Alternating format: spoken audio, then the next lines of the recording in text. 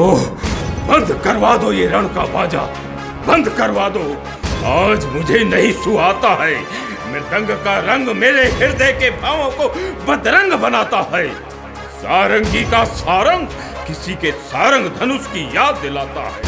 संग्राम में होती रही यदि नित्य नित्य हार, तो फेंक दो तलवार को।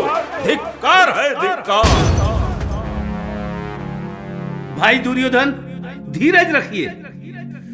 ये तुम क्या कह रहे हो जयद्रथ? तुम जानते हो इन्हीं पांडवों के कारण मैं जुआरी बना, अत्याचारी बना, दुराचारी बना। मेरा बना बनाया घर बिगड़ रहा है, आशाओं का बगीचा उजड़ रहा है। आंखें हैं तो आंखों के आगे उनकी लाशें टूटे, वरना उनकी जय के पहले मेरी ये आंखें फूटे। नहीं, ऐसा ना कहो भाई दुर्योधन। इस प्रकार उदास ना हो। हार जीत तो होती ही रहती है। यदि आज उनकी जीत हुई है तो कल हमारी विजय होगी। शूर वही है, वीर वही है जो रण में जाकर ललकारे। हारे भी तो मरते मरते अपनी हिम्मत को ना हारे।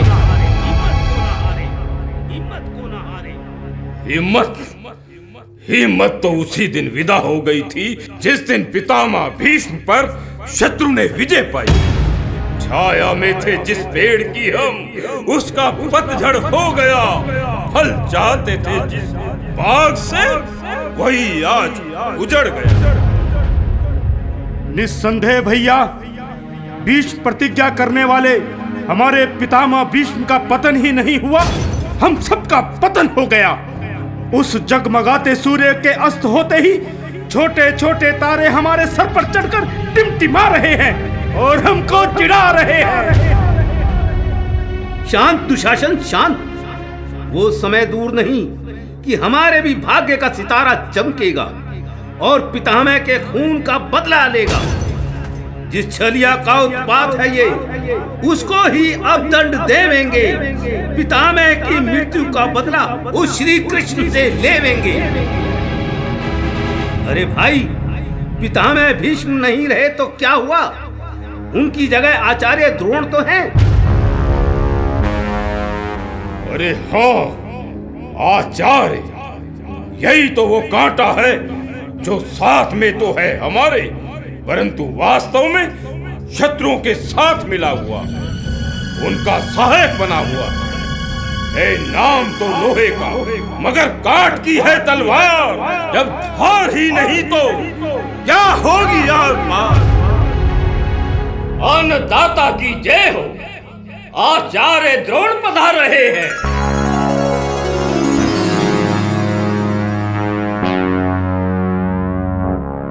कहो दुर्योधन, क्या हाल है?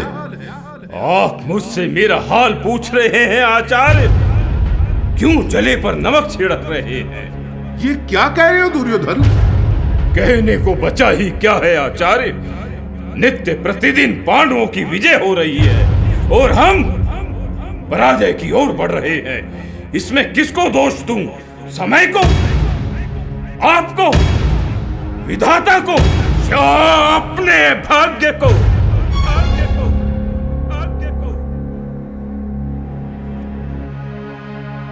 अभी से जय पराजय का प्रश्न उठाना ठीक नहीं है। यह तो युद्ध है, कभी जीत कभी पराजय। हार जीत युद्ध है।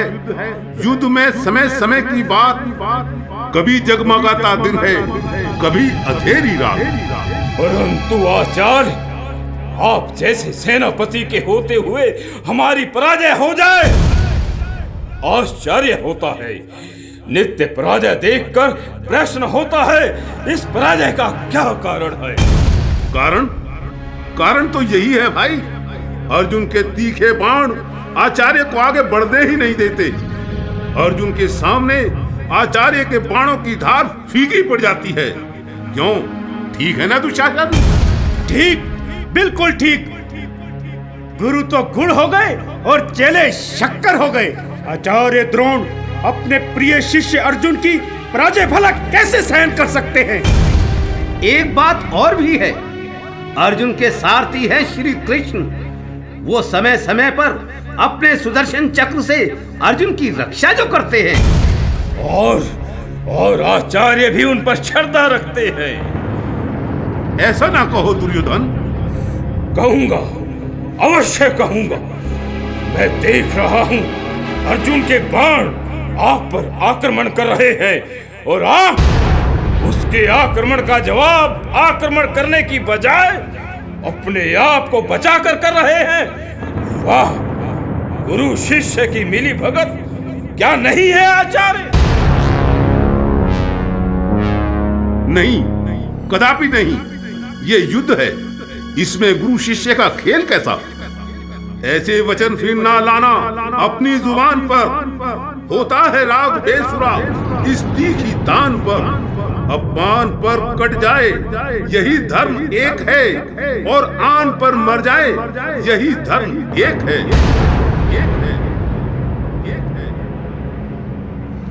यदि ऐसा है तो आप घर और रणभूमि में हमारी तरह पांडवों को अपना शत्रु समझिए आचार्य। हे दुर्योधन, मैं पक्षपात तो करता हूँ परंतु प्रतिघात नहीं करता। ये तो सत्य है, मैं तुम्हारा और पांडवों का गुरु हूँ। यही तो कांटा आपके हृदय में फंसा हुआ है आचार्य। इसे आपको निकालकर अपने कर्तव्य का पालन करना होगा। वह कैसे? आप कौरव सेना के सेनापति हो आचार्य। सेना की रक्षा करना आपका कर्म है। दुर्योधन कौरव वंश के राजा है और राजा की आज्ञा का पालन करना आपका धर्म होना चाहिए आचार्य।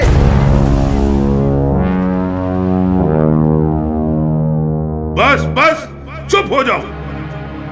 अभिमान के पुतलों, चुप हो जाओ। मैं अब और अधिक अपमान सहन नहीं कर सकता। ये सेनापति का पद किसी और को दे दो। मैं ऐसे अपमान भरे पद को ठोकर मारता हूं। जहां पर बड़ों का ना सम्मान है, सदैव अपने स्वार्थ का ध्यान है। सिपाही को, विद्वान को, ऐसा घर, ऐसा देश नरक तुल्य और शमशान के समान है।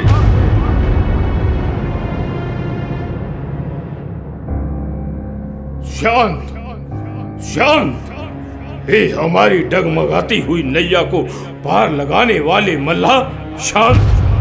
आचार्य, आप तो जल्दी ही क्रोध में आ गए। हम तो अपनी पराजय होते देखकर विचलित हो उठे थे। तुम्हारी ये बातें बड़ी विचित्र हैं दुर्योधन। आचार्य भी कहते हो, अपमान भी करते जाते हो, बातें मीठी करते हो, विष भरी कटार चलाते हो। क्षत्रिय बालक होकर तुम नीचपन दिखलाते हो। मैं तो कर्तव्य पर अडिग हूँ, तुम मिली भगत बताते हो। और सुनो, जिस राजा को नहीं ऊंच नीच का ज्ञान, वह राजा राजा नहीं, वह है पशु समान।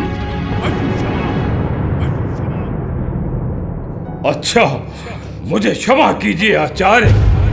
आप पांडवों को किसी भी दृष्टि से देखें, परंतु युद्ध में उन्हें अपना शत्रु ही समझिए। ऐसा होता आया है, आगे भी ऐसा ही होगा। आकाश के तारे चाहे धरती पर उतर आएं, धरती के जीव चाहे आकाश पर चढ़ जाएं, परमात्मा गवाह है, अनहित नहीं होगा। ये ब्राह्मण कुमार धर्म से विचलित नहीं होगा, नहीं होगा, नहीं होगा। हाँ, हमें विश्वास तो हो गया है आचार्य, परंतु आप कुछ प्रमाण तो दें और प्रण तो करें, प्रण तो करें, प्रण तो करें। प्रमाण चाहते हो तो सुनो। सौगंध पूर्वक मेरा ये तुमसे कथन है, ये वीर प्रतिज्ञा है, ब्राह्मण का वचन है। मध्यस्थ मेरी बात का ये राजभवन है, साक्षी है आकाश, पृथ्वी और पवन है। करता है ये द्रोण किसी वक्त प्रण, ये आज पांडव के किसी वीर का होगा मरण आज, मरण आज, मरण आज।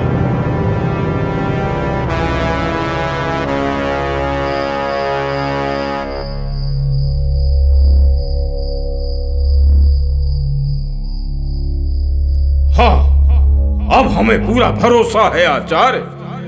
हम आपसे क्षमा चाहते हैं और आपकी प्रतिज्ञा को पूर्ण होता देखना चाहते हैं। हाँ हाँ आचार्य, हम आपकी प्रतिज्ञा को पूर्ण होता देखना चाहते हैं। सुनो, कान खोलकर सुनो। आज मैं सेना का वह व्यू बनाऊंगा जिसका नाम चक्रव्यूह है। उसी के द्वारा पांडवों के किसी वीर का मरण होगा और तुम्हारा संशय निवारण होगा। परंतु आचार्य, इस चक्रव्यूह का भेदन कौन कर सकता है? अर्जुन कर सकता है, परंतु मुझे उसका भय नहीं। वह तो श्री कृष्ण के साथ संस्पतकों के साथ युद्ध करने गया हुआ है। वो आज यहाँ युद्ध क्षेत्र के आसपास भी नहीं होगा।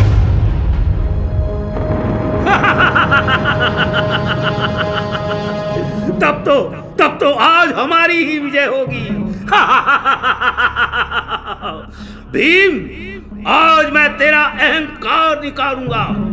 द्रौपदी स्वयंवर के समय तूने जो मेरा अपमान किया था, मैं आज उसका बदला लूंगा।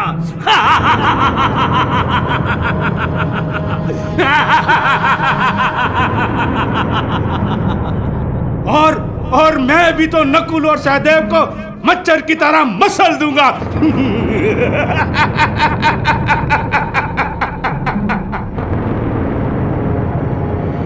और युधिष्ठिर, तुझको तो मैं देख लूंगा, अपनी गदा से टुकड़े टुकड़े कर दूंगा।